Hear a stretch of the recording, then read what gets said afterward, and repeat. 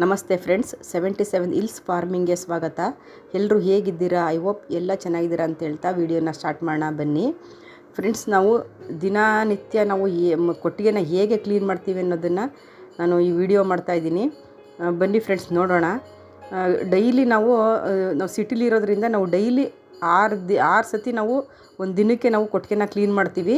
ಏಕೆಂದರೆ ನಾವು ಸಿಟಿಲಿರೋದ್ರಿಂದ ನಾವು ಮಾಡಲೇಬೇಕು. ಇದೇ ಥರ ಗಲೀಜು ನಾವು ಬಿಡೋದಕ್ಕಾಗೋದಿಲ್ಲ. ಅಕ್ಕಪಕ್ಕ ಸೊಳ್ಳೆ ನೊಣ ಬರ್ತವೆ ಅಂತ ಇದು ಮಾಡ್ತಾರೆ. ಅದಕ್ಕೋಸ್ಕರ ನಮಗೂ ಹೈಜೆನಿಕ್ ಬೇಕು, ಹಸುಗಳು ಆರೋಗ್ಯ ಕಾಪಾಡೋದಕ್ಕೋಸ್ಕರ ನಾವು ದಿನದಲ್ಲಿ 6 ಸತಿ ನಾವು ಕೊಟ್ಟಿಗೆನ ಕ್ಲೀನ್ ಮಾಡ್ತೀವಿ. ಬೆಳಗ್ಗೆ ಎದ್ದಿದ ತಕ್ಷಣ ಕ್ಲೀನ್ ಮಾಡಿ ಅದನ್ನು ಹಸುವನ್ನ ತೊಳೆದು ಹಾಲು ಕರ್ಕೊಂಡು ಬೂಸ ಮಡಗಿಯೋದಕ್ಕೆ ನಾವು ಬಿಟ್ಬಿಡ್ತೀವಿ, ಪಾರ್ಕಿಗೆ ಮೇಯೋದಕ್ಕೆ. ಅದು ಬಿಟ್ಟಾಗ ನಾನು ಈಗ ಕ್ಲೀನ್ ಮಾಡ್ತಿರೋದು 2ನೇ ಸತಿ ಕ್ಲೀನ್ ಮಾಡ್ತಾ ಇರೋದು. ಇದು ನೋಡಿ, ಇದು 2ನೇ ಸತಿ ಮಾಡ್ತಾ ಇರೋದು. ಹಸು ಎಲ್ಲ ಬಿಟ್ಟು ಓರಿಗೆ ಬಂದಿರೋ ಹಸಗಳಿರ್ತದೆ, ಕರಗಳಿರ್ತದೆ, ಅಷ್ಟೇ ಹುಷಾರಿಲ್ದಿರೋ ಹಸಗಳಿರ್ತವೆ ಒಳಗಡೆ. ಇಲ್ಲಾಂದರೆ ಯಾವುದೂ ಹಸಗಳಿರೋದಿಲ್ಲ, ಎಲ್ಲ ಬಿಟ್ಬಿಡ್ತೀವಿ. ಕರ ಒಂದು ಬಿಟ್ಟು ಎಲ್ಲ ಮೇಯ್ಕೊಂಡು ಮತ್ತೆ 3 ಗಂಟೆ ಅಷ್ಟೊಳಗಡೆ ಬರ್ತೇವೆ. ನೋಡಿ, ಕ್ಲೀನ್ ಮಾಡ್ತಾಯಿದ್ದೀನಿ. ತೊಪ್ಪೆಲ್ಲ ಹಿಂಗೆ ಎತ್ತಾಕಬೇಕು. ಕ್ಲೀನಾಗಿ ಎತ್ತಾಕಿ ನಾವು ಗಟ್ಟಿ ಇರೋ ತೊಪ್ಪೆನ ಮಾತ್ರ ನಾವು ಎತ್ತಿ ನಾವು ಬೈಕಲ್ಲಿ ತೊಗೊಂಡೋಗಿ ನನ್ನ ಮಗ ದೂರ ಹಾಕಬೇಕು. ಇಲ್ಲಿ ಅಕ್ಕಪಕ್ಕ ಹಾಕೋದಕ್ಕೆ ಆಗೋದಿಲ್ಲ ನಮಗೆ ಇದನ್ನ, ಸಗಣಿನ. ನೋಡಿ, ಚರ್ಣಿಲೂ ಅಷ್ಟೇ ಹುಲ್ಲು ಇರುತ್ತಲ್ಲ, ರಾತ್ರಿ ಹಾಕಿರ್ತೀವಿ ಹುಲ್ಲು, ಅದು ತಿಂದು ಮತ್ತೆ ಅದು ವೇಸ್ಟ್ ಇರುತ್ತಲ್ಲ, ಆ ವೇಸ್ಟನ್ನ ಚರ್ಣಿನಲ್ಲಿ ನಾವು ಈ ಥರ ಎಲ್ಲ ಕ್ಲೀನ್ ಮಾಡಬೇಕು. ಎಲ್ಲ ತೆಗ್ದಾಕ್ತೀವಿ. ಅದನ್ನು ಅಷ್ಟೇ ದೂರ ತೊಗೊಂಡೋಗಿ ಬಿಸಾಕಬೇಕು. ಇಲ್ಲಿ ಹತ್ರ ಎಲ್ಲೂ ಆಗೋದಿಲ್ಲ. ನಾವು ಇದನ್ನು ಹಾಕೊಳ್ಳೋದಕ್ಕಾಗೋದಿಲ್ಲ. ಖಾಲಿ ಸೈಟ್ ಎಲ್ಲಿರುತ್ತೆ ಅಲ್ಲಿ ನೋಡಿಬಿಟ್ಟು ನಾವು ದೂರ ಮನೆಗಳಿಲ್ಲದೇ ಇರೋಂಥ ಜಾಗದಲ್ಲಿ, ಅಕ್ಕಪಕ್ಕ ಮನೆಗಳಿಲ್ಲದೇ ಇರೋವಂಥ ಜಾಗದಲ್ಲಿ ತೊಗೊಂಡೋಗಿ ಹಾಕ್ಬೇಕು. ಯಾಕೆಂದರೆ ಅವ್ರಿಗೂ ನಮ್ಮಿಂದ ಪ್ರಾಬ್ಲಮ್ ಆಗಬಾರ್ದಲ್ಲ, ಸೊಳ್ಳೆ ನೊಣ ಬರ್ತವಲ್ಲ ಅವ್ರಿಗೂ. ಅದಕ್ಕೋಸ್ಕರ ನಾವು ಈ ಥರ ದೂರ ತೊಗೊಂಡೋಗಿ ಹಾಕ್ತೀವಿ. ಮತ್ತು ಇದನ್ನು ಈ ಥರ ಕ್ಲೀನ್ ಮಾಡೋದ್ರಿಂದ, ಎಷ್ಟು ಸತಿ ತೊಳೆಯೋದ್ರಿಂದ ಹಸುಗಳಿಗೆ ಕೆತ್ತಲು ಭಾವ ಆಗಲ್ಲ. ನಮಗೂ ಅಕ್ಕಪಕ್ಕ ಇರೋರಿಗೆ ಅಥವಾ ನಮ್ಮ ಮನೆಗೇ ಆಗಲಿ ಸೊಳ್ಳೆ ಮತ್ತು ನೊಣಗಳು ಏನೂ ಬರೋದಿಲ್ಲ. ಇದನ್ನು ತೊಳೆದಾಗದ ಮೇಲೆ ನಾವು ಫ್ಯಾನಾಗಿ ಬಿಟ್ಬಿಡ್ತೀವಿ. ಈ ಮನೇಲಿರುವಂಥ ಹಸು ಕರುಗಳಿರ್ತದಲ್ಲ, ಅದು ಮತ್ತೆ ತಿರ್ಗಿ ಮಧ್ಯಾಹ್ನ 1 ಗಂಟೆ ಅಷ್ಟೊಳಗಡೆ ನೋಡಿದ್ರೆ ಮತ್ತೆಲ್ಲ ಗಲೀಜು ಮಾಡಿಬಿಟ್ಟಿರ್ತದೆ. ಆವಾಗ ನನ್ನ ಮಗ ಬಂದು 1 ಗಂಟೆಯಲ್ಲಿ ಹುಲ್ಲು ತೊಗೊಂಡು ಬರ್ತಾನೆ. 1 ಗಂಟೆಗೆ ಹುಲ್ಲು ಮತ್ತು ಬೂಸ ಎಲ್ಲ ಆಟೋದಲ್ಲಿ ಹಾಕ್ಕೊಂಡು ಬರ್ತಾನೆ. ಆವಾಗ ಅವನೊಂದು ಸತಿ ತೊಳಿತಾನೆ. ಮತ್ತೆ ತಿರ್ಗಿ ಸಂಜೆ ಒಂದು ಸತಿ ತೊಳಿತೀವಿ ನಾವು. 4 ಗಂಟೆ ಅಷ್ಟರೊಳಗಡೆ ಮತ್ತೆ ಗಲೀಜಾಗಿರುತ್ತೆ. 4 ಗಂಟೆ ಅಥವಾ 5 ಗಂಟೆ ಅಷ್ಟರಲ್ಲಿ ತೊಳೆದ್ಬಿಟ್ಟು ಮತ್ತೆ ನಾವು ರೆಡಿ ಮಾಡ್ತೀವಿ ಬೂಸ ಇಡೋದಕ್ಕೆ. ಹಸಗಳೆಲ್ಲ ಕರ್ಕೊಬಂದು ಕಟ್ಟಾಕಿ ಆವಾಗ ಕೆಲಸ ಸ್ಟಾರ್ಟ್ ಆಗುತ್ತೆ. ಇದು ನಾವು ಹೊಸ 9 ಗಂಟೆಗೆ ನನ್ನ ಮಗ ಡೈರಿಗೆ ಹಾಲು ತೊಗೊಂಡು ಹೋಗ್ತಾನೆ. ಹಾಲು ತೊಗೊಂಡೋಗಿ ಆಗೋದ್ಮೇಲೆ ನಾನು ಕ್ಲೀನ್ ಮಾಡ್ತಾ ಇರೋದು ಇದು. ಈ ಥರ ಎಲ್ಲ ನೀಟಾಗಿ ಕ್ಲೀನ್ ಮಾಡೋದ್ರಿಂದ ತೊಪ್ಪೆ ಮತ್ತು ನೀರು ಸೇರಿದ್ರೆ ಹಸುಗಳಿಗೆ ಕೆತ್ತಲು ಭಾವ ಆಗುತ್ತೆ. ಫ್ರೆಂಡ್ಸ್, ನೀವು ಹೀಗೆ ಕ್ಲೀನ್ ಮಾಡ್ತೀರಾ? ಕಮೆಂಟ್ ಮಾಡಿ. ನಾವು ದಿನದಲ್ಲಿ 6 ಸತಿ ಎಷ್ಟೇ ಕಷ್ಟ ಆದ್ರೂ ನಾವು ಮಾಡೇ ಮಾಡ್ತೀವಿ. ಚಳಿ ಇರಲಿ, ಬಿಸಿಲಿರಲಿ, ಮಳೆ ಹುಯ್ತಾ ಇರಲಿ, ನಾವು ಇದೇ ಥರನೇ ಕ್ಲೀನ್ ಮಾಡೋದು. ಕ್ಲೀನ್ ಮಾಡಾದ್ಮೇಲೆ ಫ್ಯಾನ್ ಹಾಕ್ಬಿಡ್ತೀವಿ, ಡ್ರೈ ಆಗುತ್ತೆ. ಬಕೆಟ್ಗಳು ಎಲ್ಲನೂ ಅಷ್ಟೇ ಇಷ್ಟು ನೀಟಾಗಿ ನಾವು ಒಂದೊಂದು ಸತಿ ಏನು ಇಟ್ಟರೂ ಒಂದು ತಿಂದಿರೋದನ್ನ ನಾವು ಇನ್ನೊಂದಕ್ಕೆ ಕೊಡೋದಿಲ್ಲ, ತೊಳೆದಿನೇ ಕೊಡೋದು ನಾವು. ಅಷ್ಟು ಕ್ಲೀನಾಗಿರೋದು ಮಾತ್ರ ಹಸುಗಳಿಗೆ ಬೇಗ ಅದು ಆರೋಗ್ಯ ಕೆಡಲ್ಲ, ಜಾಸ್ತಿ ಕೆಡಲ್ಲ.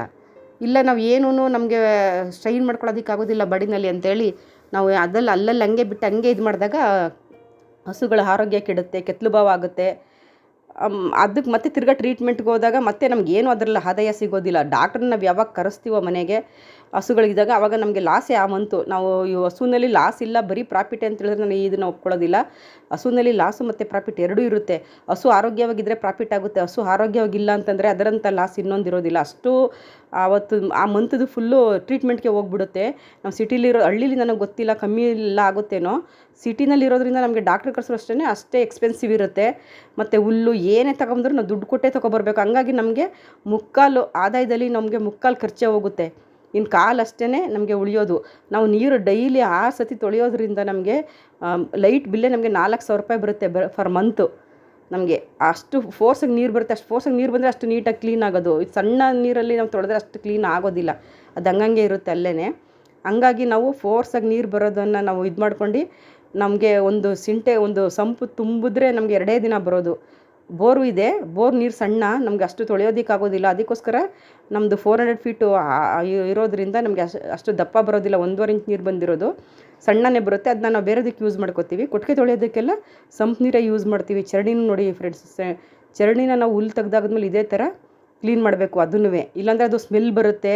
ಮತ್ತು ತಿರ್ಗಿ ಹಸು ಚೆಲ್ಕೊಂಡು ಅದನ್ನು ನೆಕ್ಕಿದ್ರೆ ಮತ್ತೆ ತಿರ್ಗಿ ಅದಕ್ಕೆ ಎಲ್ತ್ಗೆ ಎಫೆಕ್ಟ್ ಆಗುತ್ತೆ. ಹಂಗಾಗಿ ನಾವು ಚರಂಡಿನೂ ಕ್ಲೀನ್ ಮಾಡಬೇಕು ಮತ್ತು ಕೊಟ್ಟಿಗೆನೂ ಕ್ಲೀನ್ ಮಾಡಬೇಕು. ನಾವು ಬರೀ ಒಳಗಡೆ ಕೊಟ್ಟಿಗೆ ತೋರಿಸ್ತಾ ಇದ್ದೀನಿ. ಹೊರಗಡೆ ನಾವು ರೋಡಲ್ಲಿ ಕಟ್ಟಾಕೋದನ್ನು ಅಲ್ಲೂ ನಾವು ತೊಳಿತೀವಿ. ಅಕ್ಕಪಕ್ಕದ ಮನೆಗಳೆಲ್ಲ ತೊಳ್ಕೊಡ್ತೀವಿ, ಮೋರಿಗೆಲ್ಲ ನೀರು ಬಿಡ್ತೀವಿ. ಮತ್ತು ನಾವು ಈ ಗಲ್ಲಿನಲ್ಲಿ ಓಡಾಡ್ತೀವಿ, ಅಲ್ಲೊಂದು 3-4 ಕಸ ಕಟ್ಟಾಕ್ತೀವಿ. ಅಲ್ಲಿನೂ ಅಷ್ಟೇ ಎಲ್ಲ ಕ್ಲೀನ್ ಮಾಡ್ತೀವಿ. ಅಮ್ಮ ಮಗ ಇಬ್ಬರೇ ಇರೋದು. ಅವ್ನು ಹಾಲು ತಗೊಂಡು ಹೋದ್ಮೇಲೆ ನಾನು ಫುಲ್ಲು ಕ್ಲೀನ್ ಮಾಡಿ ಮನೆಗೆ ಬರೋ ತನಕ ನನಗೆ 11:30-12 ಗಂಟೆ ಆಗುತ್ತೆ.